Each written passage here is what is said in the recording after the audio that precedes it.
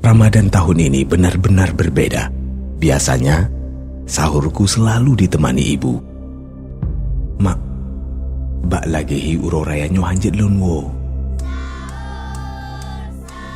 Seandainya kau tahu bagaimana aku ingin berada di dekatmu.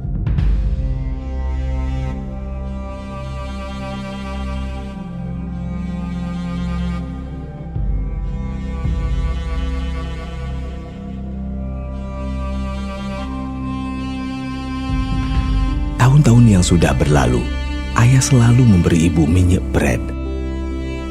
Ibu, biar ku jemput aroma kebahagiaan itu untuk menghadirkan kembali tradisi keluarga kita.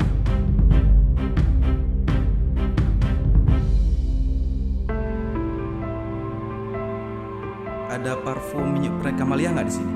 Oke. Camelianya baru saja Oh, sampai. habis.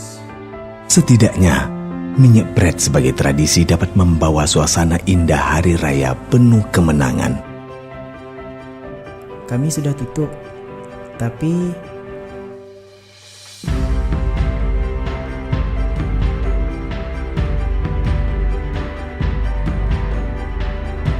Oma, bapi badan sabancio, harap ulun sabi betru, wangi bebewan sapat mesajan, bahagia poma simpena, mun harum minyak bread, nyang kajit kersam keluarga, bak tip-tip uroraya.